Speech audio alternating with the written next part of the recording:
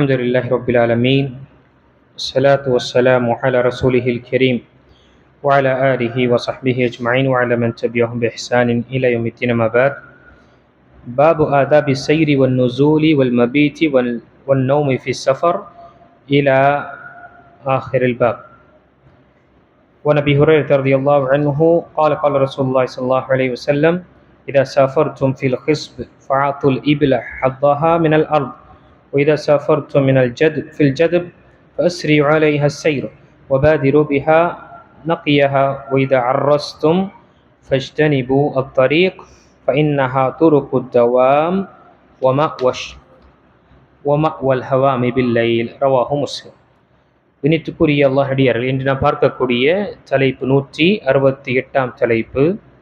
ஒரு நீண்ட தலைப்பு. அதில் ஒவ்வொரு விஷயங்களை நாம் ஒவ்வொரு நாளும் அறிந்து கொள்ளலாம். தலைப்பு: பயணம் செய்தல், பயணத்திடையே தங்குதல், இரவு தங்குதல், பயணத்தில் உறங்குதல் ஆகியவற்றின் ஒழுக்கங்கள். இரவில் பயணம் செய்தால் வாகனத்திடம் மென்மையாக நடந்து கொள்ளுதல், வாகனத்தின் நலன் பேணுதல் ஆகியவை விரும்பத்தக்கதாகும்.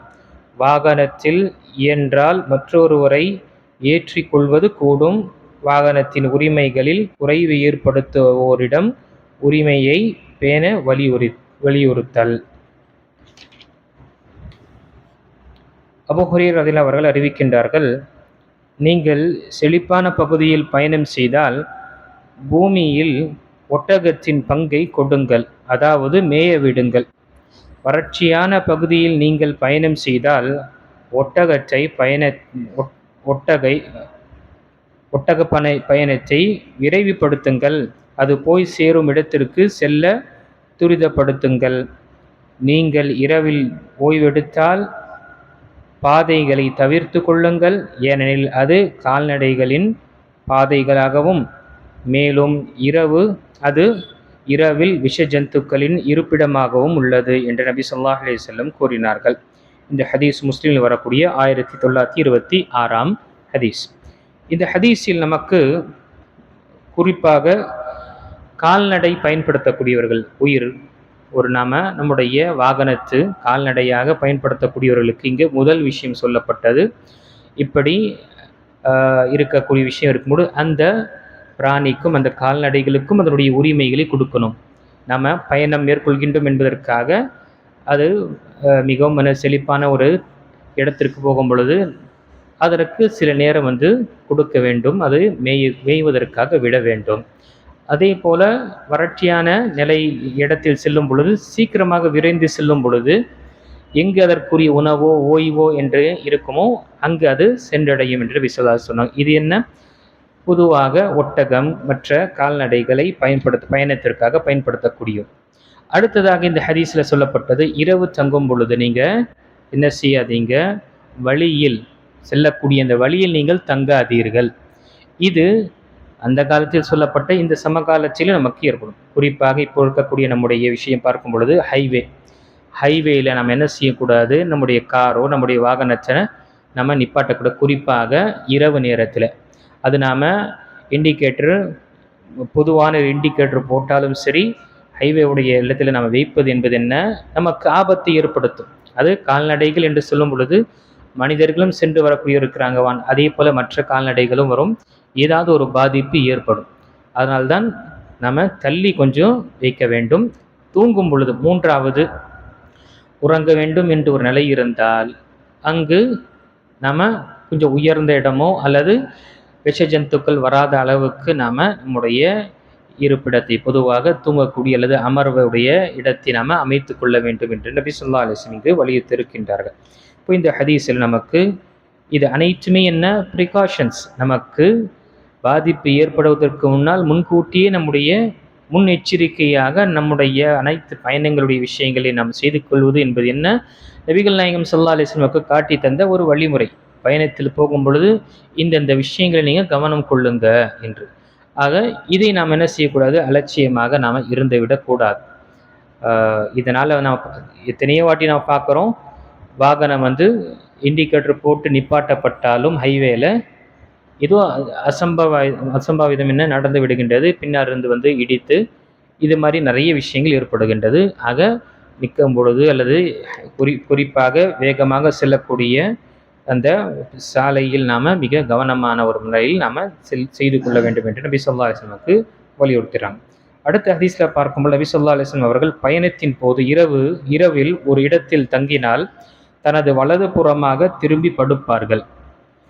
சுபு நேரத்திற்கும் முன் உள்ள நேரத்தில் தங்கினால் தன் முழங்கையை நட்டி வைத்து தன் உள்ளங்கையில் தன் தலையை வைத்து தூங்குவார்கள்.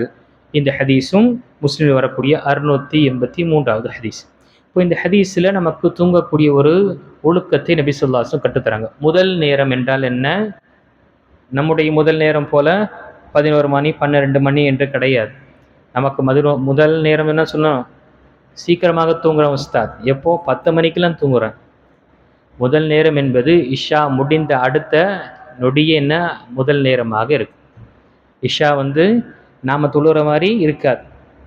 அங்கு முழுமையாக சூரியன் மறைந்து அதனுடைய அந்த சிகப்பு அந்த நிறம் முழுமையாக மறைந்த உடனேயே அங்கே இஷா தொழுது விட்டு வேறு பேச்சே பேச மாட்டாங்க. நம்ம இன்னும் கூட கிராமத்து இடத்துல பார்க்கும் பொழுது அது கரண்ட் இல்லாத இடத்துலலாம் எப்படி இருப்பாங்க, வாழ்வாங்க, யோசிக்கும். அது அவங்களுக்கு ஃபஜருக்கு சீக்கிரமாக எழுங்கக்கூடிய ஒரு உதவி இருக்கும். இப்போ இங்கு முதல் விஷயம் நாம் ஃபஜருக்கு நாம் ஏன் எழுந்துக்க முடியல, சிரமமாக இருக்குது, தூங்குவது தாமதமாக தூங்கும், அதனால் எழுந்துக்க முடியும். நபி ஸல்லல்லாஹு அலைஹி வஸல்லம் முதல் நேரத்தில் தூங்கும் பொழுது வலது கரத்தில் அவர்கள் திரும்பி வலது பக்கமாக திரும்பி தூங்குவாங்க. இது என்ன அடையாளம்? நீண்ட தூக்கம் தூங்குவதற்குரிய அடையாளம். ஒரு மனிதன் நிம்மதியாக அவன் ஓய்வை பெறுவதற்காக வலது புறத்தில் தூங்கக்கூடிய. இதே நபி ஸல்லல்லாஹு அலைஹி வஸல்லம் எழுந்து தஹஜ்ஜுத்தை தொழுது விட்டு ஃபஜ்ருடைய நேரத்திற்காக சுபுவுடைய நேரத்திற்காக காத்து கொண்டிருக்கும் பொழுது நபி ஸல்லல்லாஹு அலைஹி வஸல்லம் எப்படி தூங்குவார்கள்? தங்களுடைய கையை நெட்டி வைத்து விட்டு அவர்கள் தன்னுடைய உள்ளங்கையில் என்ன செய்வாங்க? இப்படி வைத்து நாம் கூட பார்க்குறோம் சில நேரத்தில் நம்ம தூங்கக்கூடிய நிலை. இது ஏன், எதற்காக? இப்படி தூங்கும் பொழுது என்ன, நீண்ட தூக்கம் மனிதன் தூங்க மாட்டான். கொஞ்சம் நமக்கு சிற்றுறக்கம் ஏற்படும், அசைவு ஏற்படும் பொழுது முழிப்பு வந்துடும். அந்த நேரத்தில் ஃபஜ்ருடைய நேரம் அவர் தொழக்கூடிய நிலை. ஆக ஃபஜ்ருடைய நேரத்துக்கு முன்னால் நாம் தூங்கக்கூடிய ஒரு நிலை இருந்தால் இப்படி நாம் தூங்கிக்கொள்வது என்ன, நம்மை ஃபஜ்ருடைய நேரம் தொழுகையைந்து விடுவதிலிருந்து பாதுகாக்கப்படும். இதனால் தான் சுப்ஹானல்லாஹ் ஷேக் ரஹிமஹுல்லாஹுடைய பாருங்கள் இஸ்தித்லால் மாணவர்களுக்கு தெரியும். ஒரு ஹதீஸிலிருந்து பெறக்கூடிய பாடங்கள். இந்த ஹதீஸின் மூலமாக ஷேக் ரஹிமஹுல்லாஹ் என்ன கூறுகின்றார்கள்? தொழுகைக்காக அலாரம் வைப்பது என்பது ஒரு சுன்னாவில் ஒன்றாக இருக்கின்றது. எப்படி? தலை நம்ம இப்படி வைத்து தூங்கும் பொழுது ஏன் இப்படி தூங்கப்படுகின்றது? லேசாக அசைந்தாலே நமக்கு முழிப்பு வரும், தொழுகைக்காக நேரம் நம்ம தொழுகை கொள்வோம். அப்போ அலாரம் வைப்பது தொழுகைக்காக என்று என்ன, அந்த அலாரம் அடித்தவனே எழுந்து தொழக்கூடிய நிலை இருக்கும். அப்போ தொழுகைக்காக அலாரம் வைப்பது என்ன, இந்த ஹதீஸின் மூலமாக நம்ம அறிந்து கொள்ளலாம் என்று கூறக்கூடிய ஷேக் உசைமீன் ரஹிமஹுல்லாஹ் பாருங்க எப்படி அனலைஸ் செய்கிறாங்க. இதுதான் ஒரு ஹதீஸிலிருந்து பெறக்கூடிய பாடங்கள் என்று பார்க்கும் பொழுது இதன் மூலமாக நம்ம அறிந்து கொள்ள முடியும். இன்ஷா அல்லாஹ் வரக்கூடிய அமர்வில் மீதமுள்ள ஹதீஸ்களை நம்ம பார்க்கலாம். இதெல்லாம் குறிப்பாக ஆதாபுகள், தொழுகை இரவுடைய ஆதாபுகள், அது பயணத்தில் இருக்கக்கூடிய நேரத்தில் நான் இந்த விஷயங்கள் நாம் செய்து கொள்ள வேண்டும்.